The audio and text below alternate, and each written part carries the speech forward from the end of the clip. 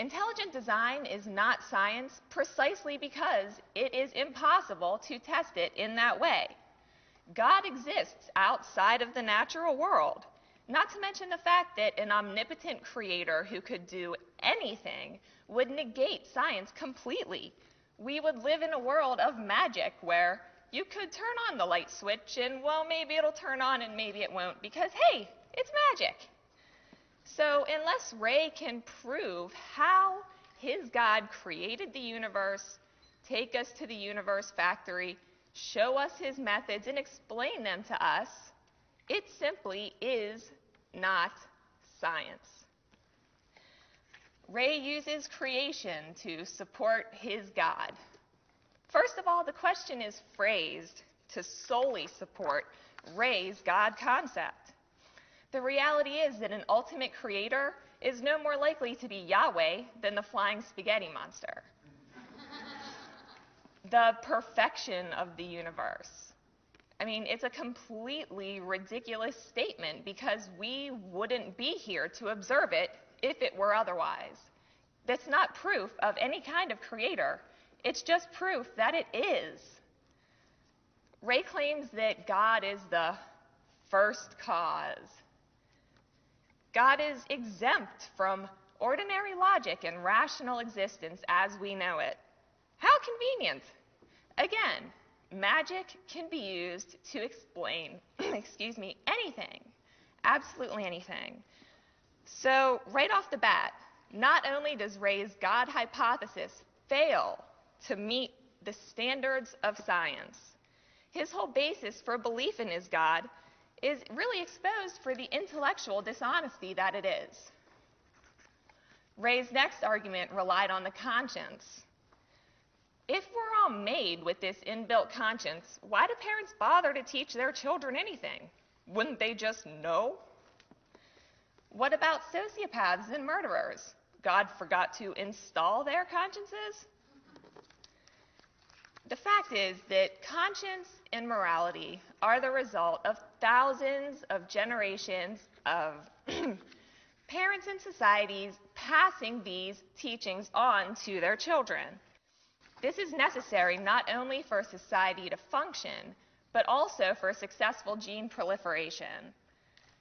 The apparent similarities throughout time can be simply explained by the fact that all humans seek pleasure and avoid pain. The presence of immoral people no more proves the need for Ray's God than the existence of Ted Haggard disproves his God. Ray spent a good deal of time on the 10 Commandments from the Bible that we weren't supposed to be discussing tonight. What he's doing here is trying to manufacture a problem which only his God can fix. Well, the first question I would ask is, well, which version of the 10 Commandments are we using anyway? We've got Exodus 20, Exodus 34, Deuteronomy 5. We're going to have to settle on which version we're going to even talk about first.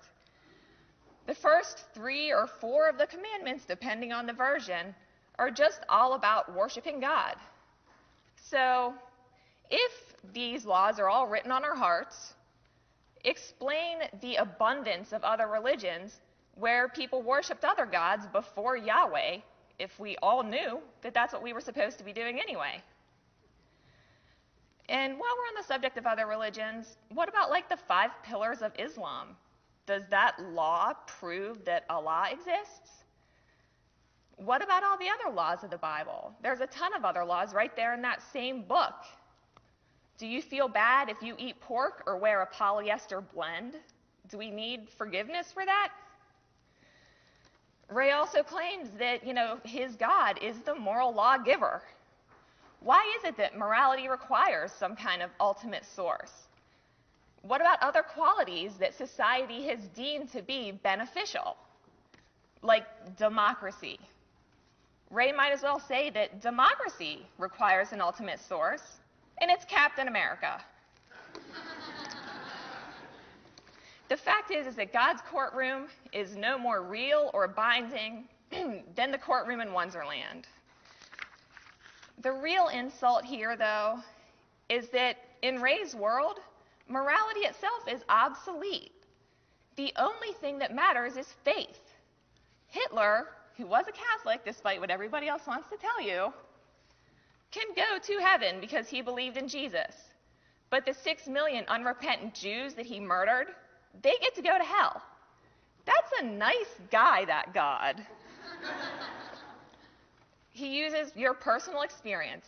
First, like that, it's not verifiable, it's not reproducible, and the only thing that it proves is the existence of your own brain.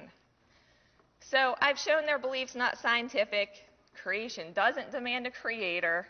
They use guilt and dishonesty to try to force you into a position where you need their God.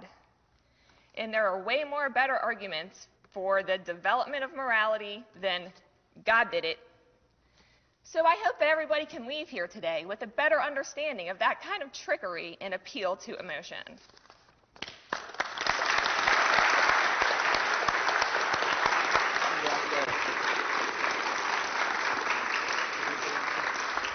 Brian and Kelly, thank you.